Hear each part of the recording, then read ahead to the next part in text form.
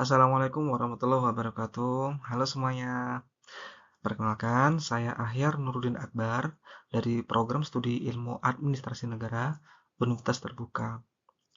Dalam video ini, saya akan memaparkan gagasan bertajuk Solusi Inovatif dan Strategi Implementasi Peningkatan Kualitas Pelayanan Publik di Dinas PUPR Kota Probolinggo.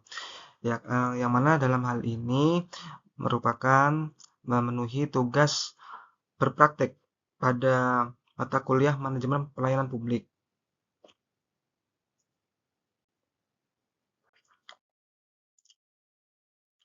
Sebagai latar belakang, pelayanan publik merupakan cermin kualitas pemerintahan.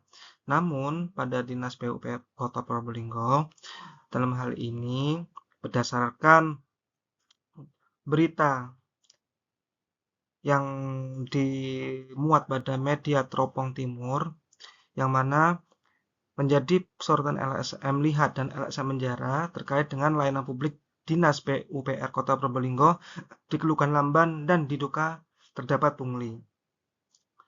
Nah, terkait dengan hal tersebut, di dalam berita ini masih ditemukan proses layanan yang lambat, prosedur yang berbelit, terdapat dugaan penggunaan liar, serta rendahnya etika dan integritas dari aparatur. Dan selanjutnya, masalah ini bukan hanya berbicara soal teknis saja, tetapi juga menyangkut budaya kerja, moralitas, dan nilai yang dianut oleh birokrasi. Karena itu, penyelesaiannya membutuhkan pendekatan berbasis etika dan partisipasi masyarakat. Yang menjadi rumusan masalah berdasarkan permasalahan tersebut, pertama, penyebab rendahnya kualitas layanan dari sisi etika dan budaya organisasi. 2. Peran teori pelayanan publik dalam merancang solusi non-teknologi. 3. Strategi implementasi solusi berbasis etika dan pengawasan masyarakat.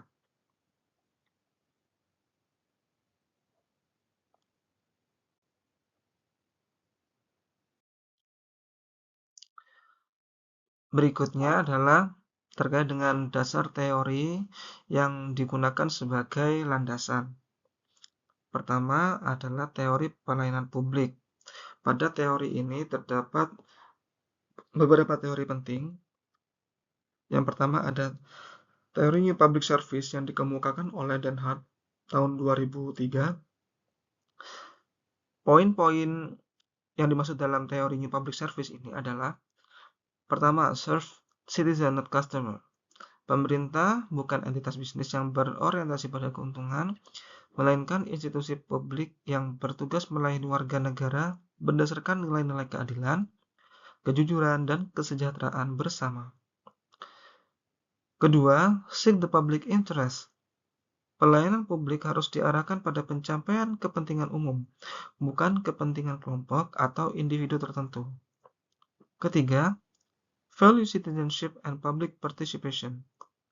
Pelayanan publik harus membuka ruang partisipasi yang luas bagi masyarakat untuk terlibat dalam perencanaan, pelaksanaan, dan evaluasi layanan.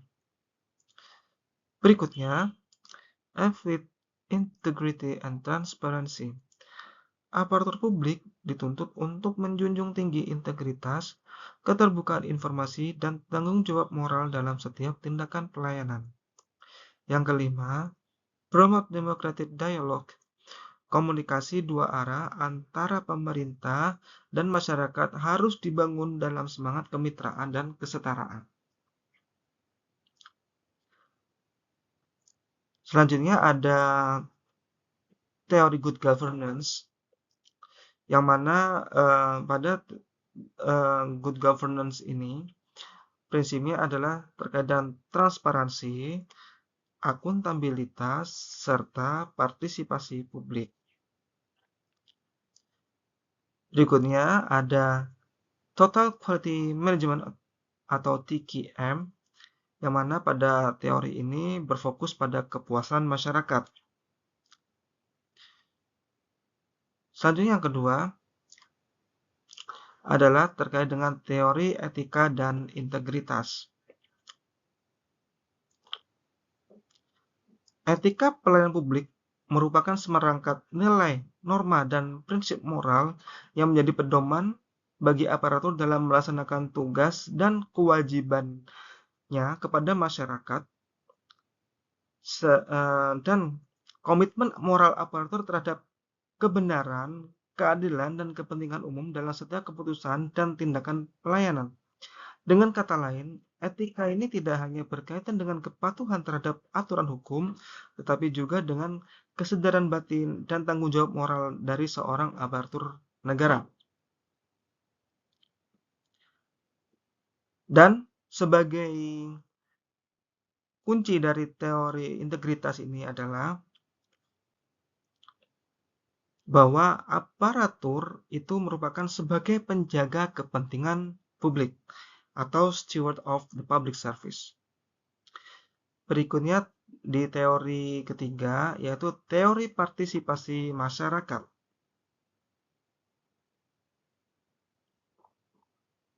Pada teori partisipasi masyarakat ini, sebagaimana yang telah dikemukakan oleh Dwianto dan Pramusinto di tahun 2019, partisipasi masyarakat ini harus dibangun di atas 3 prinsip utama. Yang pertama adalah keterbukaan atau transparansi, yakni masyarakat memperoleh akses terhadap informasi publik, terutama terkait dengan prosedur, biaya, dan waktu pelayanan. Yang kedua, keterlibatan aktif atau engagement, yakni masyarakat terlibat langsung dalam perencanaan dan evaluasi layanan publik melalui forum konsultasi, survei kepuasan, atau musyawarah publik. Yang ketiga, akuntabilitas sosial atau social accountability, yakni adanya mekanisme tanggung jawab timbal balik antara pemerintah dan masyarakat dalam memperbaiki mutu layanan. Dalam konteks pelayanan publik di daerah, partisipasi masyarakat dapat diwujudkan melalui berbagai bentuk antara lain. Pertama, forum dialog layanan publik, yaitu wadah komunikasi rutin antara aparatur pemerintah dan masyarakat untuk membahas permasalahan layanan. Yang kedua, komite etika dan pengawasan partisipatif, yang mana melibatkan unsur masyarakat sipil, media, dan akademisi dalam mengawasi etika aparatur. Yang ketiga, kampanye sosial dan edukasi publik, yakni untuk meningkatkan kesadaran masyarakat akan hak dan kewajiban dalam pelayanan publik. Yang keempat, mekanisme pengaduan terbuka, baik secara lisan maupun tertulis yang mudah diakses oleh warga tanpa takut adanya intimidasi. Dengan demikian, teori partisipasi masyarakat menjelaskan bahwa keberhasilan reformasi pelayanan publik tidak hanya ditentukan oleh perubahan internal birokrasi, tetapi juga oleh sejauh mana masyarakat dilibatkan dalam prosesnya. Partisipasi yang aktif, terarah, dan berkelanjutan akan mendorong lahirnya sistem pelayanan publik yang berorientasi pada nilai bebas dari penyimpangan dan memiliki legitimasi sosial yang kuat.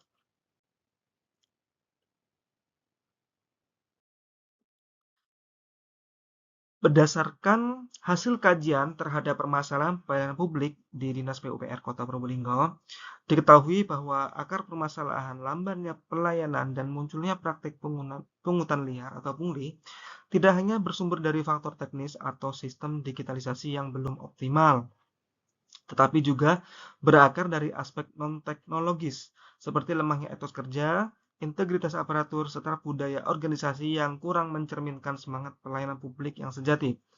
Untuk itu, dibutuhkan inovasi yang tidak hanya bersifat prosedural, tapi menyentuh ranah moral dan perilaku aparatur secara mendalam.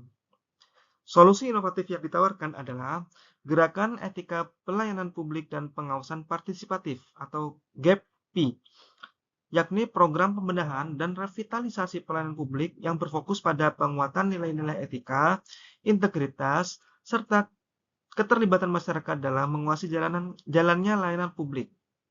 GEPP ini dirancang bukan sebagai sistem digital atau proyek berbasis teknologi, melainkan sebagai gerakan sosial dan budaya birokrasi yang mendorong perubahan perilaku pegawai serta membangun kemitraan antara pemerintah dan masyarakat.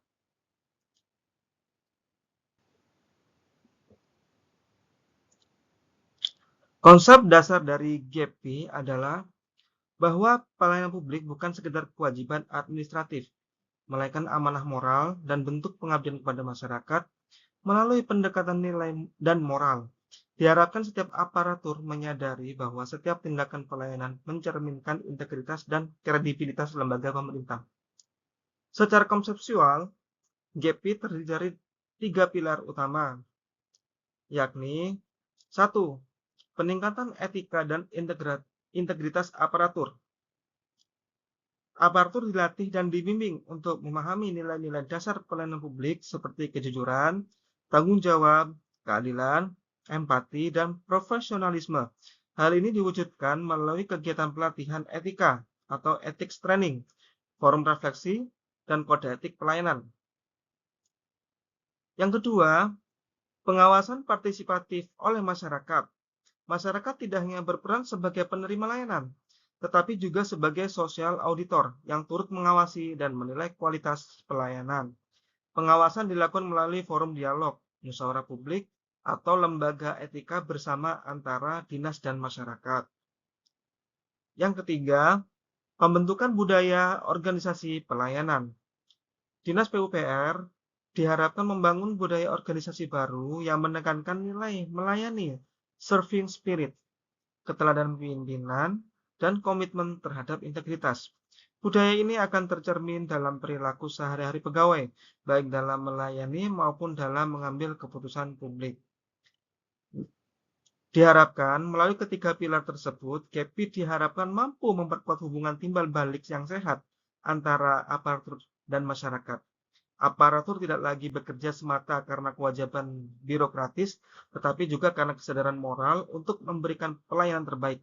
Sebaliknya, masyarakat merasa dihargai, dilibatkan, dan memiliki rasa kepemilikan terhadap jalannya pemerintahan.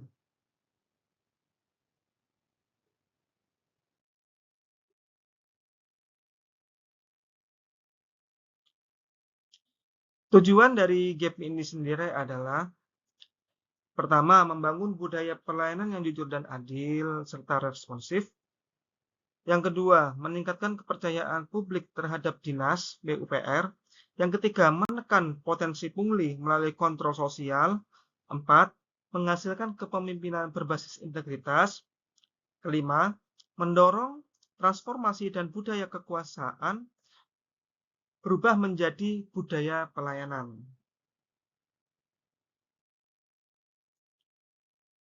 Strategi implementasinya adalah pertama, persiapan dan sosialisasi melalui workshop etika, edukasi publik, sosialisasi internal dan eksternal. Yang kedua, membentuk komite etika PUPR, yakni melibatkan ASN, LSM, tokoh masyarakat, serta mengawasi perilaku dan laporan pelanggaran. 3. Membuat kampanye pelayanku tanggung jawabku melalui poster media sosial maupun lokal karya publik. Keempat, melalui forum dialog layanan, pertemuan rutin antara dinas, masyarakat, dan pengawas internal. Kelima, sistem reward and punishment, penghargaan aparatur berintegritas, dan pemberian sanksi untuk pelanggaran etika dan maladministrasi.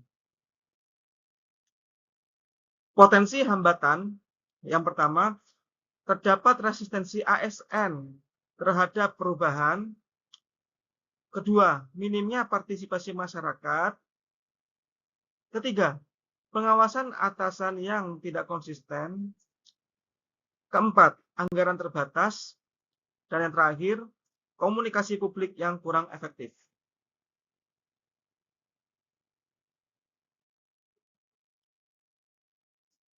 Berikut strategi mengatasi hambatan. Yang pertama adalah melibatkan seluruh pegawai sejak tahap awal perencanaan. Yang kedua, edukasi publik melalui media lokal. Yang ketiga, monitoring melalui lintas instansi. bisa melalui inspektorat serta BKP SDM. Yang keempat, kolaborasi dengan LSM dan CSR. Kelima, memperkuat forum dialog dan kanal komunikasi. Untuk keberhasilan program dapat dilihat dari dua sisi. Yang pertama, secara kuantitatif dapat dilihat dari penurunan aduan pungli, meningkatnya jumlah aparatur yang mengikuti pelatihan etika. Yang ketiga, frekuensi forum dialog yang terlaksana. Berikutnya, indikator keberhasilan secara kualitatif nantinya dapat dilihat melalui perubahan sikap aparatur. Yang berikutnya, meningkatnya kepercayaan publik, serta budaya kerja yang menjadi lebih integratif dan melayani. Dapat disimpulkan bahwa persoalan pelayanan publik pada Dinas PUPR bukan hanya sekedar permasalahan teknis, tetapi juga berkaitan dengan moral dan budaya organisasi. Solusi inovatif, GEPI atau Gerakan Etika Pelayanan Publik dan Pengawasan Partisipatif diharapkan terjadi pergeseran paradigma pelayanan publik yang bermula dari sekedar orientasi pada kebutuhan administratif menuju orientasi pada nilai-nilai moral, kejujuran, dan kepedulian terhadap masyarakat. Inovasi ini menempatkan etika dan partisipasi sebagai pilar utama dalam membangun pelayanan publik yang berintegritas, transparan, dan akuntabel. Perubahan atau reformasi pelayanan publik itu harus dimulai dari perubahan nilai dan perilaku aparatur, serta transformasi menuju pelayanan berintegritas memerlukan kolaborasi pemerintah serta masyarakat.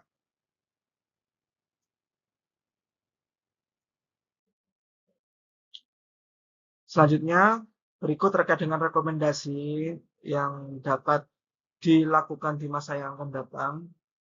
Yang pertama, menetapkan Code of Conduct atau kode etik pelayanan publik. Berikutnya, pengawasan etika diintegrasikan dalam penilaian kinerja ASN. Selanjutnya, membentuk forum partisipatif masyarakat. Berikutnya, pemimpin harus memberikan teladan dan integritas. Dan terakhir, penghargaan berbasis etika dan integritas.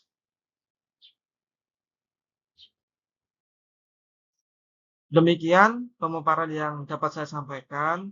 Semoga gagasan ini dapat memberikan kontribusi nyata bagi peningkatan kualitas pelayanan publik, khususnya di Dinas PUPR Kota Probolinggo. Terima kasih atas perhatian dan waktunya. Wassalamualaikum warahmatullahi wabarakatuh.